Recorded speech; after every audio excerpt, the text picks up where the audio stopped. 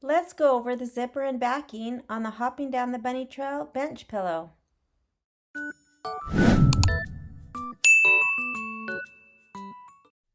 I am ready to add my 3D embellishments and the backing and the binding because I am making mine into a wall hanging and not a bench pillow. However, I thought that I would go over the directions for adding the zipper and making this into a bench pillow. And this is kind of a new way Kimberbell has done their bench pillows than they have in the past.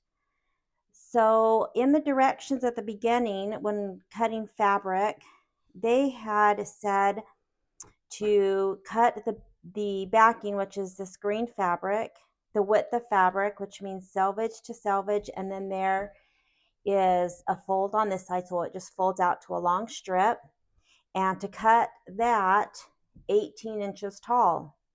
And that piece will be longer or wider than your quilt top, as well as taller. The first step after getting that 18-inch tall by the width of fabric is to measure the length of your quilt in the center and then cut that strip so it measures from left to right the same size as your quilt top. It will still be 18 inches, which again is taller than your quilt top. Once you have that cut to the width, there needs to be 2 inches cut off the top of that backing fabric. And I am just going to do a little sample size. So here is the quilt top. And I have a piece of backing that I cut 2 inches off the top. And then the piece that's left, if you notice, if you line it up with the bottom of your quilt top, it's going to be a little bit shorter than your quilt top.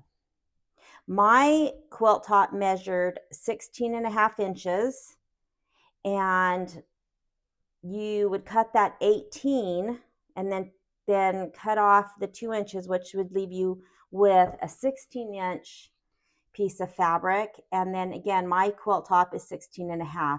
So it's supposed to be a 1/2 inch shorter once you cut that 2-inch piece off. So the next thing is just to take this 2-inch piece, fold it in half, wrong sides together, and press. Once you have that piece pressed in half, you will take your quilt top and you will take this folded edge towards the center of the quilt, so the open raw edge will line up with the bottom of your quilt. Then you will take your zipper and you will place that right side down, lining up with the bottom. And of course, the right side of the zipper is, the side with the zipper pull. So take the zipper pull to your left and flip it upside down, and you just want to hang it off equal amounts. I'm not sure if the actual zipper from the embellishment kit, if you got the embellishment kit, is this much longer. I haven't opened mine up to see how it fits, but it is longer than your quilt top. It doesn't matter how much longer, but just center that and you will put the bottom, so all of these line up at the bottom. Then you can just pin or clip just so they stay together easier. And we will take this to the machine and sew just 1/4 inch along this edge. I do have my zipper foot in, and I will just sew 1/4 inch along this edge.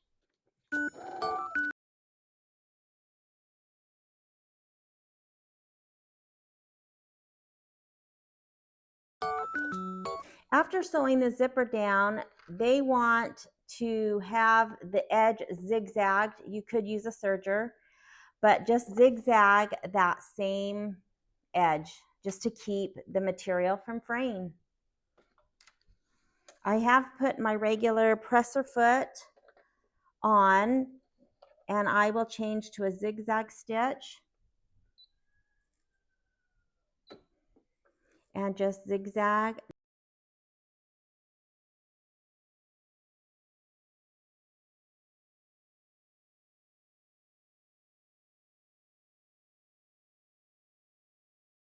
After zigzagging the edge, they need us to press before we top stitch. So if you come put the bench pillow face up, the zipper is face down, and all we need to do is just flip this zipper right side up.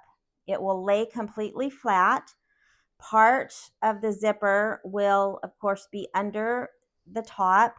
This little zipper cover, this little flap, will naturally want to fold down over the zipper. You can give it a little bit of a finger press. They want it to be covered with a pressing cloth because the zipper is not metal, and then just press to give that a nice crease and make sure it's laying down before we top stitch. Now we will take it over and top stitch 1/8 of an inch.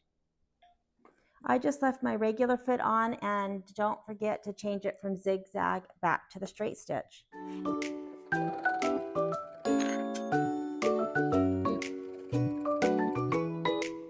After we have the top stitching done, we need to put the quilt face up, and we need to take this little zipper cover flap, and we need to fold it up and pin or clip it out of the way. So just fold it up and put a pin or clip near the fold. We will be sewing along this bottom edge of the zipper, and we just don't want that to get caught. And now you need to take the backing fabric and you need to place it right side down, so right sides together, and it will line up with this edge of the zipper as well as the edges of your quilt top.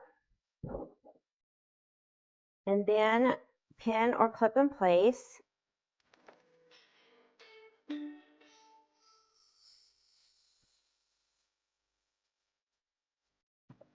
And then we will go stitch 1/4 of an inch down this side, and we will also zigzag along the edge as well. I also wanted to point out that the top of your backing and the top of your quilt will not match up, so don't be nervous about that. All right, let's get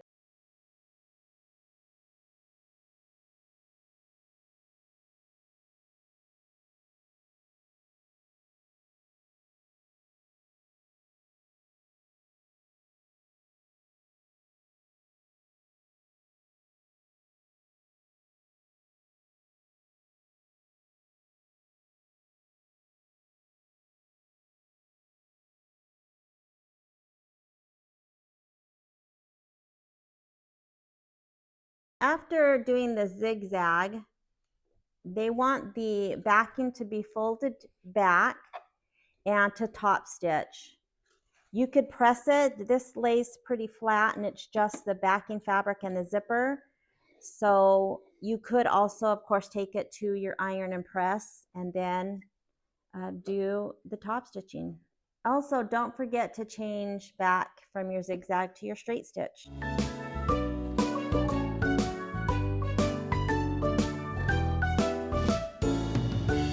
After top stitching, we need to open the zipper because we're getting ready to sew around the entire bench pillow, and if we don't open the zipper, then we won't be able to turn this right side out. So open it. They suggest about 4 inches.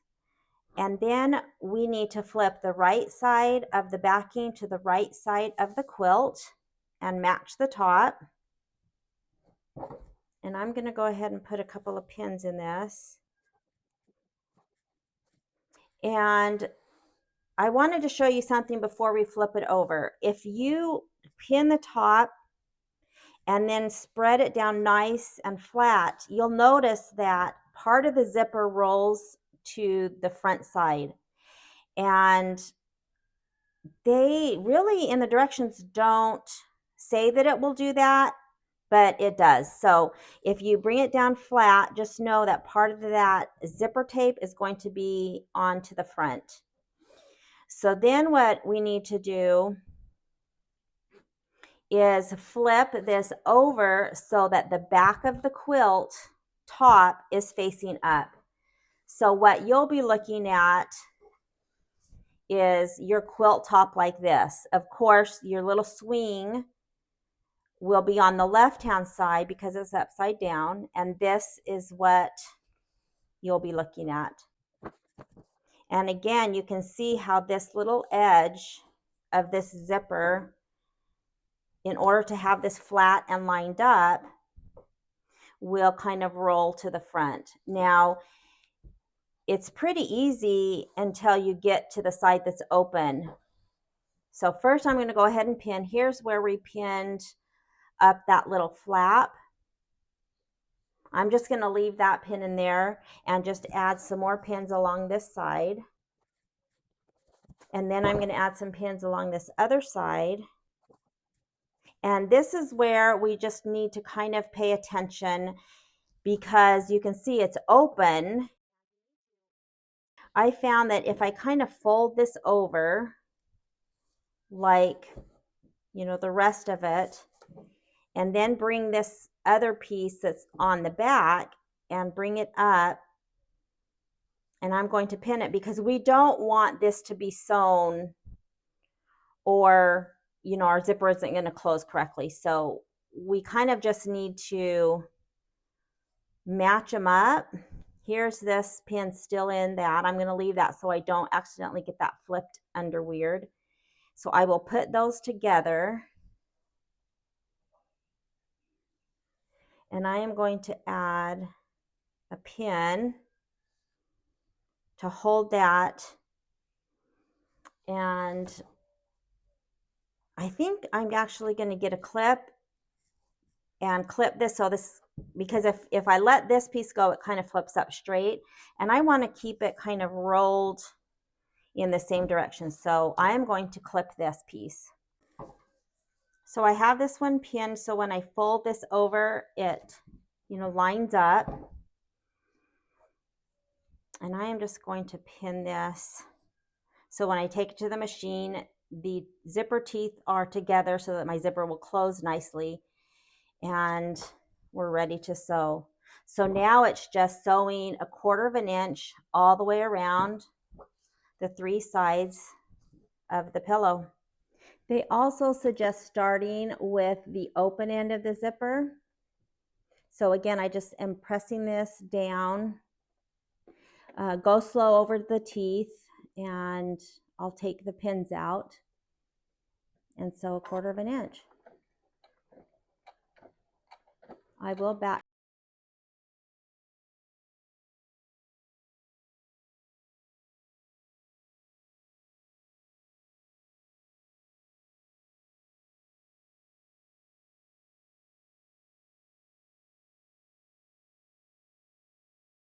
Remember that will kind of fold under. I'm going to go ahead and take this pin out. So we just want to keep that nice and flat and finish sewing that off. And remember, go slow over the teeth. Even though it's plastic, if it hits it just right, it still can break it.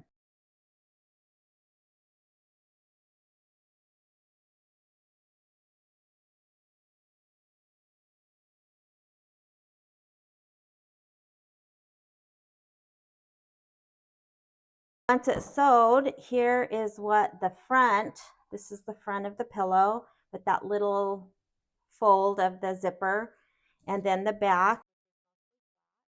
So we need to go ahead and trim the excess zipper off. Just, you can cut it to the 1/4 inch. Don't, of course, use good fabric scissors. And cut the corner. They also suggest after you cut this little tip of the corner off to take your scissors and just kind of trim an angle just to get a little bit more of the bulk out.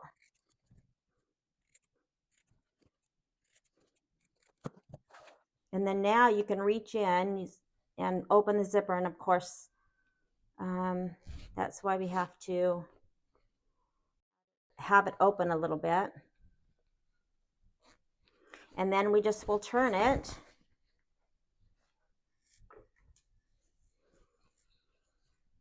Poke the corners out.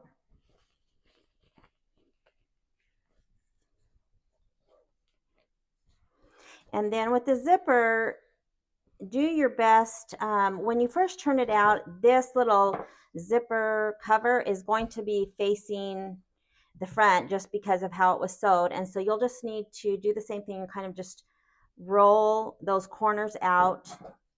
Again, the zipper is kind of bulky right there. And so just do your best to, get that corner pressed out as good as you can.